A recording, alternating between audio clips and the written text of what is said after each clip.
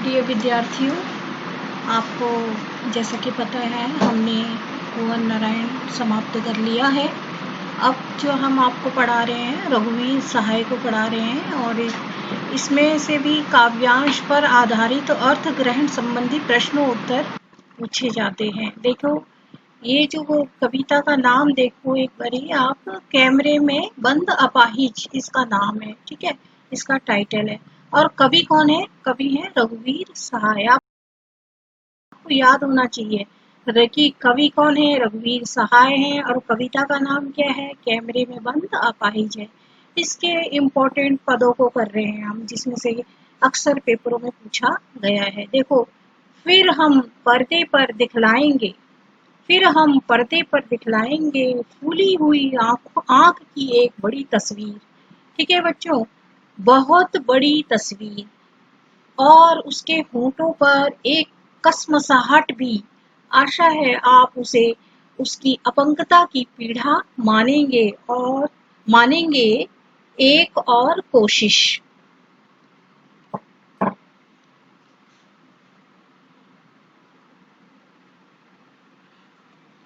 एक और कोशिश।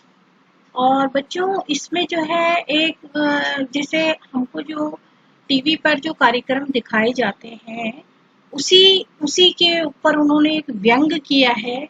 व्यंग है, एक अपाहिज व्यक्ति है और उसको एक मतलब कि उसकी जो अपंगता का जो है एक तरह से कैमरे वाले ने और उस पत्रकार ने एक मतलब मजाक उड़ाया है उसका। उसकी उससे असली रूप में कोई सहानुभूति नहीं है, केवल और केवल वो दर्शकों को दिखाकर अपनी टीआरपी बढ़ाना चाह रहा है। मतलब कि इसको ज्यादा से ज्यादा लोग देखें और जो दर्शक देख रहे हैं उनके आंखों में आंसू आए और हमारा कार्यक्रम पॉपुलर हो जाए और हमारे ज्यादा से ज्यादा हम इससे पैसा कमा सके। मात्र यही उद्देश्य है उसका। उसका ये कोई उद्देश्य नहीं है कि उसकी सहायता करना या उसके उसके निजी निजी या उसकी निजी तौर पे उसकी हेल्प करना उस विकलांग व्यक्ति की। इससे पत्रकार को और कैमरामैन को कोई लेना देना खास नहीं है। तो इसमें रघुवीर सहाय जी ने दिखाया है या बताया है उन्होंने कि आज का जो व्यक्ति है वो वो केवल दिखावे की जिंदगी जी रहा है, दिखाना चाहता है, लेकिन अंदर से उसकी संवेदनाएं मर चुकी हैं। ठीक है बच्चों, अब हम स्टार्ट करते हैं। देखें, फिर हम पर्दे पर दिखलाएंगे फूली हुई आंख की एक बड़ी तस्वीर, बहुत बड़ी तस्वीर, और उसके होठों पर एक कसमसाहट भी। आशा है आप उसे उसकी अपंगता की पीड़ा मानेंगे एक और कोशिश। दर्शक धीरज रखिए, अब दर्शकों से बात करें, देखिए उसके बाद वो जो है किस तरह से बता रहा है। इसी प्रकार ये तो कविता हो गई है और इसमें दर्शक है, पत्रकार है, और पत्रकार द्वारा क्या है, कैमरामैन है। ठीक है, अब देखो आप, हमें दोनों एक संग रुलाने हैं। कौन कह रहा है? पत्रकार कह रहा है। पत्रकार और कैमरामैन कह रहा है कि हमें दोनों, ऊपर देखिए बच्चों, हमें दोनों एक साथ रुलाने हैं, आप और वह दोनों। कौन कौन दोनों? कैमरा कैमरा बस करो, नहीं हुआ, रहने दो, पर्दे पर वक्त की कीमत है, अब मुस्कुराएंगे हम। आप देख रहे हैं देख रहे थे सामाजिक उद्देश्य से युक्त कार्यक्रम, बस थोड़ी ही कसर रह गई है, धन्यवाद। ये इस तरह से आपको बता रहे हैं। इसमें देखिए प्रश्न जो बन रहा है, किसी अपाहिज की पीड़ा को उजागर करना क्या उचित है? अब देखो पूछ रहा है, प्रश्न पूछ रहा है, किसी अपाहिज की पीड़ा को उजागर करना मात्र तभी उचित है जब उसकी पीड़ा को बांटकर उसकी तीव्रता को कम करने का प्रयत्न किया जाए। यही जो है वास्तव में ये हकीकत है, ये सच्चाई है कि किसी अपाहिज की पीड़ा को उजागर करना क्या उचित है।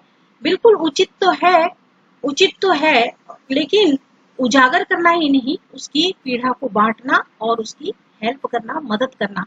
पत्रकार कैमरा बंद करने का आदेश क्यों देता है?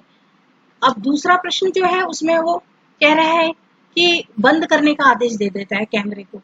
पत्रकार को जब लगता है कि वह अपने प्रयासों से ना तो अपाहिज को रुला पा रहा है, वो जानबूझ के उससे ऐसी ऐसी बातें पूछ रहा है जिससे कि अपाहिज रोने लगे और दर्शकों का दिल भी पसीज जाए और वे भी उनके आंखों में भी आंसू आ जाएं, पर वो ऐसा करने में असफल होता है। कौन असफल होता है? पत्रकार असफल होता है। तो कैमरेमैन को आदेश दे देता है कि आप बंद करें कृपया कैमरा। ठीक है, समझ में आ रहा होगा बच्चों, ऐसा मैं आशा करती हूँ। आप बार बार वीडियो को पॉज कर करके देख सकते हैं। ठीक है, पत्रकार को जब लगता है, जब वह अपने प्रयासों से ना तो अपाहिज को रुला पा रहा है और ना दर्शकों को, तो वह अपने कैमरामैन को कैमरा बंद करने का आदेश देता है। क्योंकि देखो, ख जो प्रश्न है, पत्रकार कैमरा बंद करने का आदेश क्यों देता है? क्योंकि वो अपने काम में सफल नहीं हो रहा, ना तो दर्शकों को रुला पा रहा है और ना ही अपाहिज को रुला पा रहा है। वह अपने कैमरामैन को कैमरा बंद करने का आदेश देता है कि बस, अब बस करो। जब यह अपाहिज और दर्शक रोने को तैयार ही नहीं है, तो हम अपना कीमती समय इनके पीछे क्यों बर्बाद करें? उसे उस अपाहिज की अपंगता से या उसके प्रति कोई खास सहानुभूति नहीं है। वो केवल और केवल अपनी टीआरपी बढ़ाने के उद्देश्य से ही कैमरे में इस इसको जो है रिकॉर्ड कर रहा है। तो रघुवीर शाही जी ने ये बताने की कोशिश की है कि आज का मनुष्य संवेदन शून्य हो चुका है। उसको किसी के दुखों से कोई खास फर्क नहीं पड़ता है। परंतु काव्यांश की विशेषताएं लिखिए। अब वो पूछ रहे हैं प्रश्न में कि काव्यांश की विशेषता बताओ।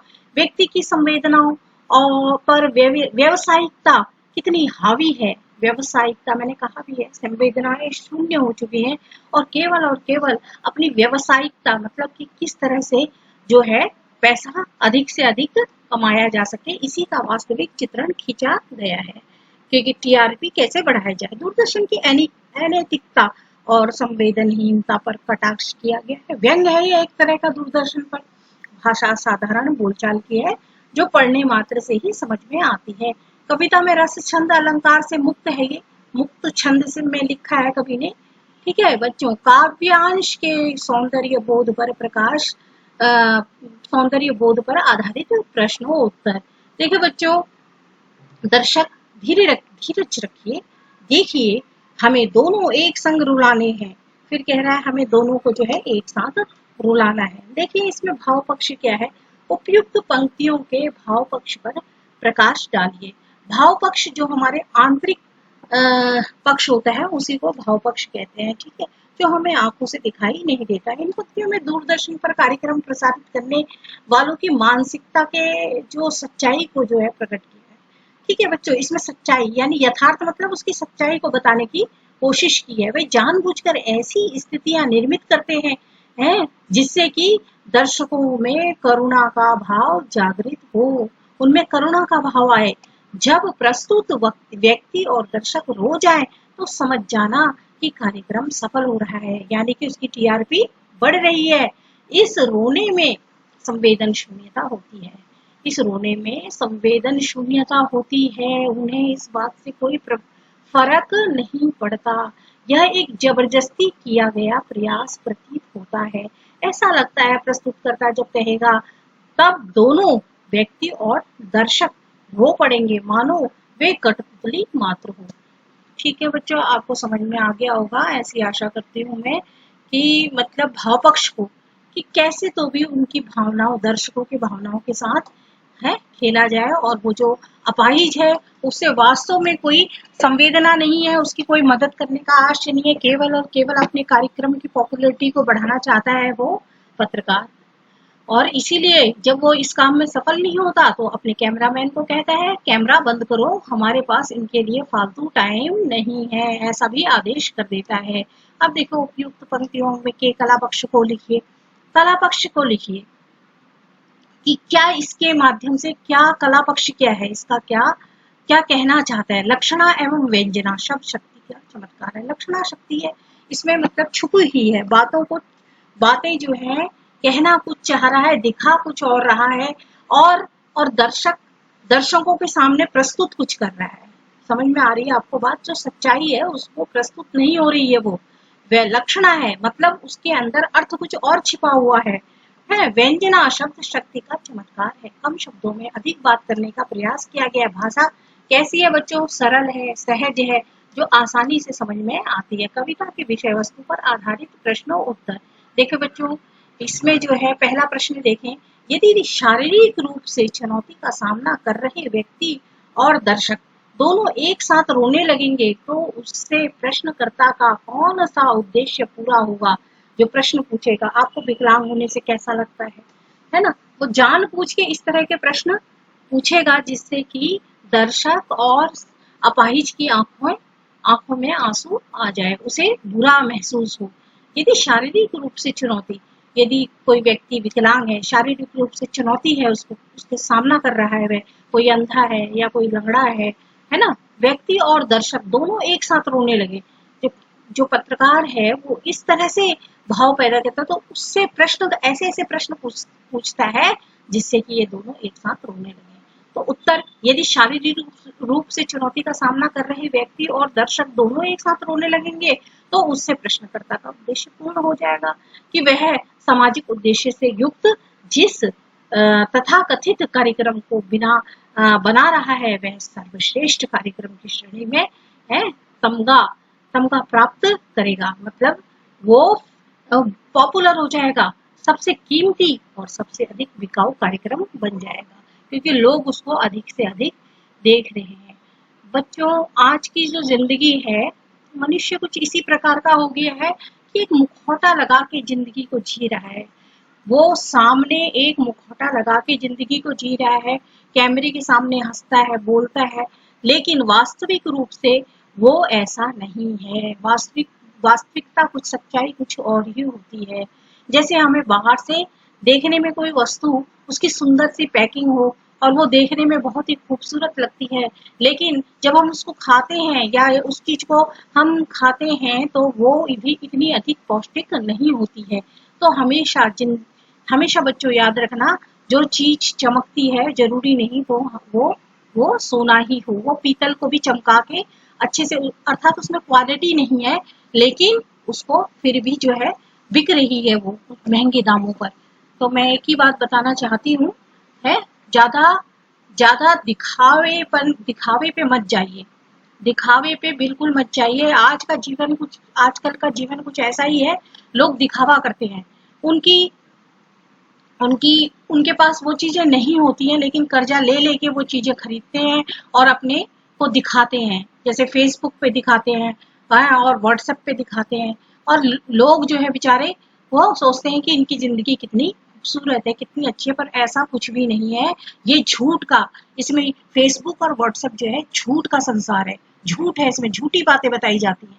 देखें आगे, कैमरे में बंद अपाहिज करुणा के मुखौटे में छिपी क्रूरता की कविता है। वास्तव में जो ये कैमरे में बंद अपाहिज है, जो रघुवीर सहाय द्वारा रचित है, करुणा के मुखौटे में छिपी क्रूरता की कविता है।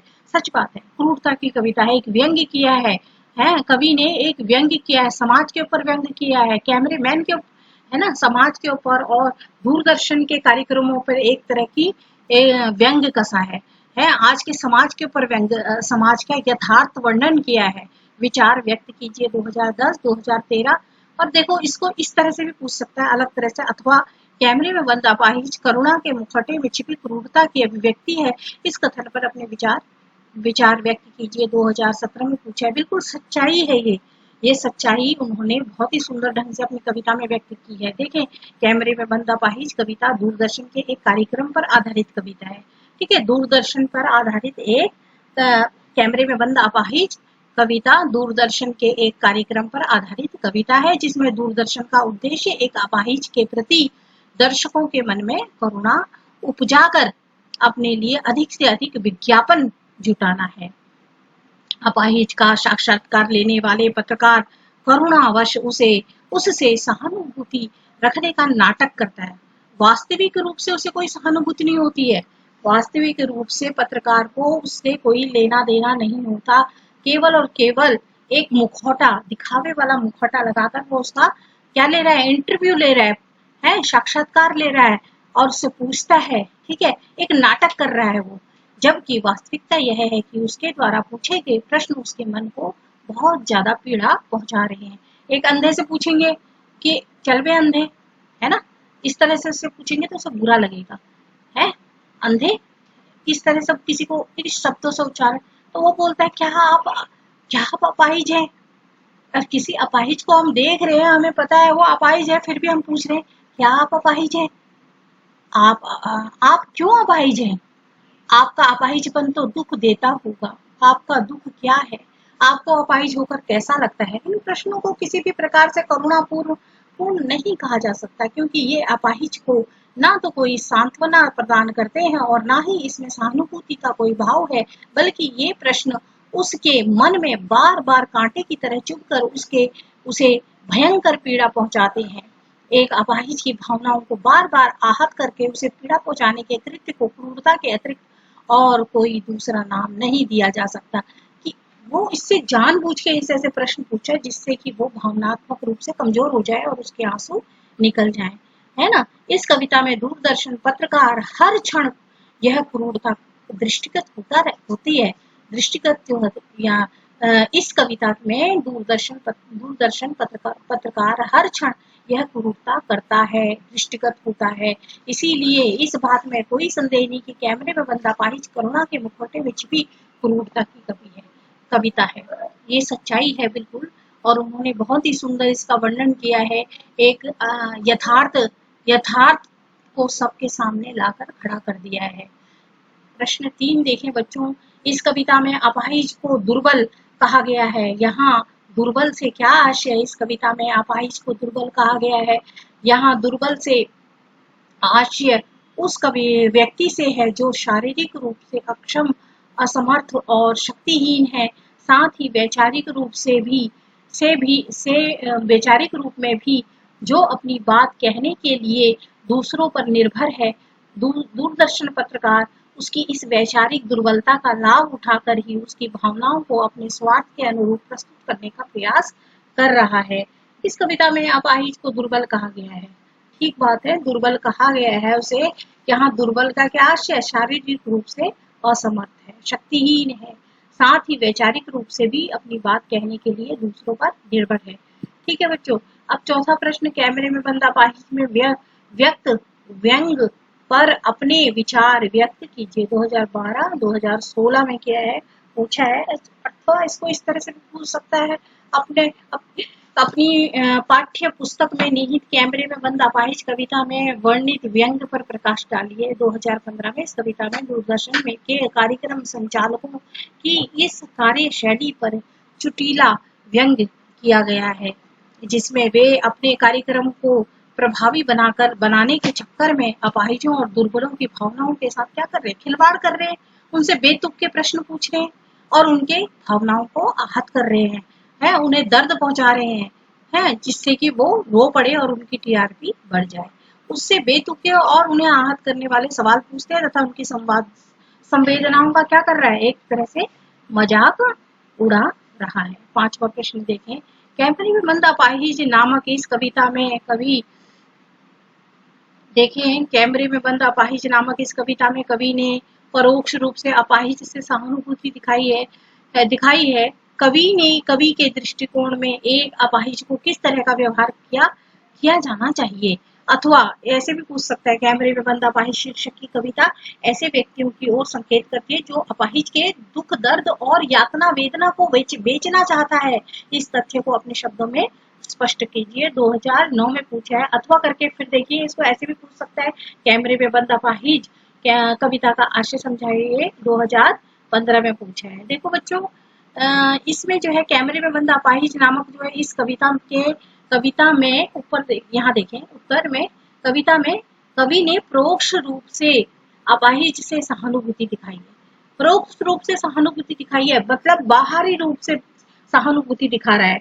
हमारे दृष्टिकोण के अनुसार भी किसी अपाहिज की पीड़ा का उपहास नहीं किया जाना चाहिए और ना ही उसकी अपंगता को लेकर उसकी भावनाओं को आहत किया जाना चाहिए। उसकी पीड़ा का बाजारीकरण करके अर्थात उसको इस प्रकार बेचकर उसको उजागर करना नितांत निंदनीय कार्य है। ये कोई अच्छा कार्य नहीं है। उसकी पीड़ाओं को तभी उजागर किया जाना चाहिए जब उसे उस अपाहिज को कोई लाभ अथवा सहायता मिलती हो, उसे आहत मन को शीतलता का लेप मिलता हो।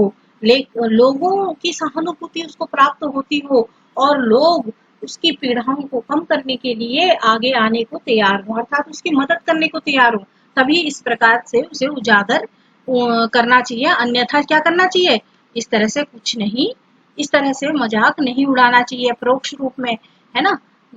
इस तरह से नाटक नहीं करना चाहिए। कैमरामैन जो है एक प्रकार से एक मुखौटा लगाकर जो है उससे ऐसे ऐसे प्रश्न पूछ रहा है जिससे कि उसे दुख और पीड़ा मिलती हो, उसको उसके उसे हकीकत में उसे कोई लेना देना नहीं है, उसकी कोई सहायता का कोई उद्देश्य नहीं है, वो केवल केवल अपने प्रोग्राम के लिए अपने इस प्रकार से अपाहिज के साथ व्यवहार कर रहा है, उसका इंटरव्यू जो ले रहा है वो इस तरह से कर रहा है, केवल और केवल मजाक, एक मजाक का पात्र, उसको उपहास उड़ाया जा रहा है, उसकी भावनाओं के साथ खेला जा रहा है।